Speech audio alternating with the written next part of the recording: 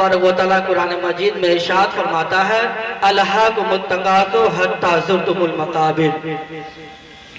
तुम्हें गाफिल रखा माल की ज्यादा तलबी ने, यहाँ तक के तुम कब्रिस्तानों तक पहुंच गए।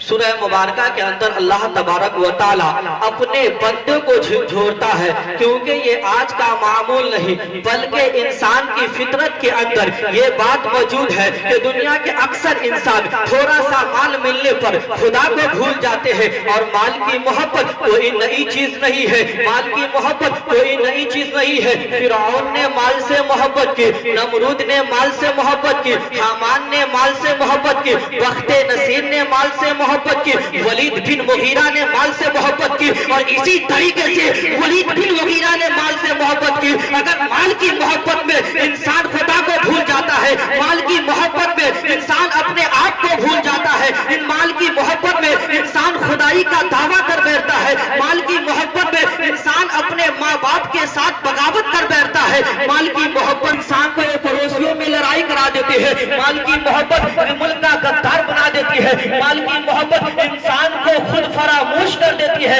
और माल की मोहब्बत कोई नई चीज नहीं है, माल की मोहब्बत कोई नई चीज नहीं है। फिरौन ने भी माल से मोहब्बत की, नमरूद ने भी माल से मोहब्बत की, हामान ने भी माल से मोहब्बत की, बख्ते नसीर ने भी माल से मोहब्बत की। इसी तरीके से हर एक लोग माल से मोहब्बत की, लेकिन माल से मोहब्बत करने वाला, मैं कहता हूँ माल बुरा नहीं बल्कि माल से मोहब्बत करने वाला बुरा है। और माल बुरा नहीं, माल की मोहब्बत में इंसान अपने आप को भूल जाता है। अगर माल की मोहब्बत हजरत उस्मान जैसा दिल में हो, अगर माल की मोहब्बत अब्दुल रहमान बिन औफ जैसा अल्लाह की राह में खर्च करने वाला हो, तो वो मालदार बुरा नहीं बल्कि मालदार वो बुरा है जो माल की मोहब्बत में अपने को भूल जाते हैं, माल की मोहब्बत में अपने आप को भूल जाते हैं। माल की मोहब्बत इंसान को फरामोश कर देती है, और माल की मोहब्बत में इंसान खुदाई का दावा कर बैठता है। इसी तरीके से इसीलिए को अल्लाह तबारक व तआला कुरान मजीद में इरशाद फरमाता है, ऐसे लोगों के लिए इरशाद फरमाता है, अलहाकुमुत्तकासुर हत्ता ज़ुरतुमुल मकाबिर, माल की मोहब्बत तुम्हें गाफिल रखा यहाँ तक के तुम कब्रिस्तानों तक पहुंच जाते हो। अल्लाह ताला करीम सल्लल्लाहु अलैहि वसल्लम अपने नबी करीम सल्लल्लाहु अलैहि वसल्लम हजरत अनस रज़ियल्लाहु ताला अन्हु को मुखातिब करके कहते हैं, ऐ अनस मैं एक बात कहना चाहता हूँ, माल के ताल्लुक से इंसान माल से मोहब्बत करता है, लेकिन माल इंसान को सिर्फ माल इंसान को पूरी जिंदगी में तीन ही जगह काम आते हैं। अगर इंसान के पास माल है, अगर इंसान के पास माल है, गाँव दौलत है, वो इंसान के पास अगर माल है तो माल खाकर, इंसान के पास अगर माल है तो माल खाकर वो पोशीदा कर देता है। इंसान एक माल वो है जो कब्र तक इंसान को काम आते हैं, एक अजीज व कारिब है, दोस्तों अहबाब है जो उनके कब्र तक जाते हैं। लेकिन एक माल में से एक ये भी है, उनके नेक आमाल, वो नेक आमाल क्या है, वो नेक आमाल हजरत अनस रज़ियल्लाहु ताला कहते हैं, या हबीबी या रसूलुल्लाह, मेरे माँ बाप आपके कदमों पर कुर्बान, आप जरा बता दीजिए कि वो नेक आमाल क्या है। तो आका करीम सल्लल्लाहु अलैहि वसल्लम फरमाते हैं, ऐ अनस वो नेक आमाल ये है कि वो नेक आमाल ये है, रोजा है, हज है, ज़कात है, गरीबों मिस्किनों यतीमों पर सबका करना है, वो नेक आमाल है। लेकिन तुमने दौलत को जमा किया है,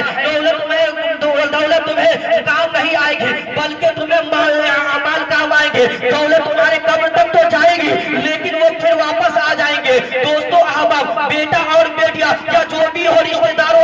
अजीजों व कारिब, सब तो कब्र तक जाएंगे लेकिन मिट्टी में दफन करके तुम्हें अब वापस आ जाएंगे। लेकिन तुम्हारा जो माल है वो माल तुम्हें आखिरत में भी काम आएगा, दुनिया में भी काम आएंगे और आखिरत में भी काम आएंगे। तो मेरे बुजुर्ग, मेरा मोहतरम, वो माल क्या है, वो नेक आमाल है। अगर किसी की लड़की की शादी नहीं हो रही है, उसके लड़की की शादी करा दीजिए। अगर वो नेक आमाल क्या है, मदरसा मस्जिद में वो पैसा खर्च कर वो पैसा दे दीजिए, या किसी यतीम गरीब बच्चों को पढ़ा दीजिए, वो नेक आमाल है। वो नेक आमाल आपके दुनिया में भी काम आएंगे और आखिरत में भी काम आएंगे। एक वाकया मैं बयान कर देता हूँ अमाल के ताल्लुक से। जंगल में एक अल्लाह के वली रहा करते थे, बहुत ही परहेजगार थे, बहुत ही मुत्तकी थे, जो अल्लाह के वली थे। और अल्लाह के वली तो सबके दिलों की हालात को भी जानते हैं। वो अल्लाह के वली जंगल में अब इबादत कर रहे थे। اسی درمیان ایک سانپ اس راستے سے گزرتا ہے اور گزرنے کے بعد وہ اللہ کے ولی کو کہتے ہیں اے اللہ کے ولی تو بہت ہی نیک ہے, تو اللہ کے قریب ہے, مجھے تو اپنے دعوت میں چھپا لیجیے, اس لیے کہ لوگ مجھے مارنے کے لیے ڈھونڈ رہے ہیں اور ڈھونڈ کر مجھے مار ڈالے گئے,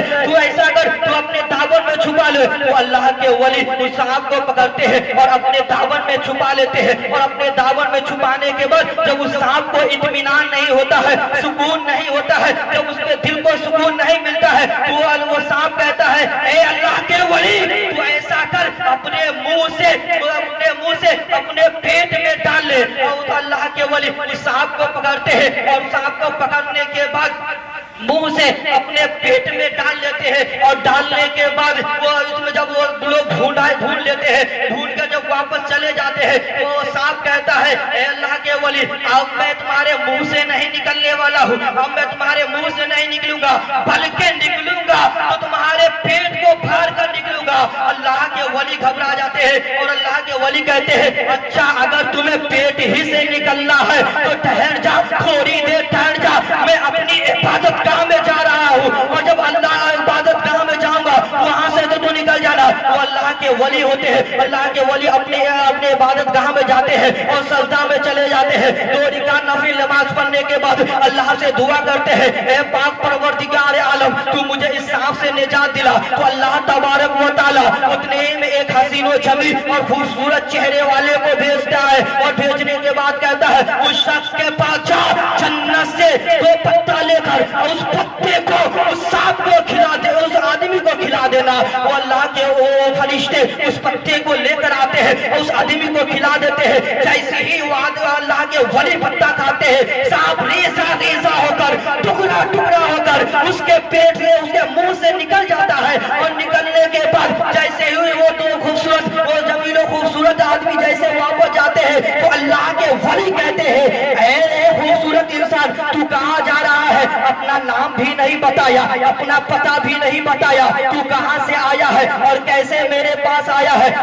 کس لیے تو میری مدد کرنے کے لیے آیا ہے. تو وہ کہتا ہے میں اللہ کے پاس سے آیا ہوں, میں فرشتے ہوں, اور اللہ مجھے تیری حفاظت کے لیے یہاں بھیجا ہے, اور یہ کہا ہے کہ یہ جنت کے پتے وہ جنت کے پتے تھے, اور اس پتے کو تمہیں آپ کو کھلانے کے لیے کہا گیا تھا, تو میں نے اس پتے کو کھلا دیا. تو اللہ کے ولی جیسے ہی اس پتے کو کھاتے ہیں تو سانپ ریزہ ہو کر ٹکڑے ہو کر منہ سے نکل جاتے ہیں. تو آپ نے دیکھا نیک اعمال کیا ہے, وہ اللہ کے ولی دنیا میں رہ کر عبادت کیا کرتے تھے, نماز پڑھا کرتے تھے, لوگوں پر شفقت کیا کرتے تھے, اپنے پڑوسیوں کا خیال کیا کرتے ہیں. تو اللہ نے ان تمام کی وجہ سے ان پر رحم فرمایا, کرم فرمایا, اور رحم کرم فرمانے کے بعد اس سانپ سے اللہ کے ولیوں کو نجات دلا دیا. تو آپ نے سنا اللہ کے ولی کتنے, اللہ کے ولی اس اللہ کے ولی کی ایک کرامت یہاں ظاہر ہوتی ہے. اور ایک حدیث پاک ہے, حضرت آقا کریم صلی اللہ علیہ وسلم ارشاد فرماتے ہیں, حضرت انس رضی اللہ تعالیٰ بیٹھے ہوئے تھے, آقا کریم صلی اللہ علیہ وسلم کہتے ہیں اے انس میں تمہیں ایک حدیث پاک بتانا چاہتا ہوں.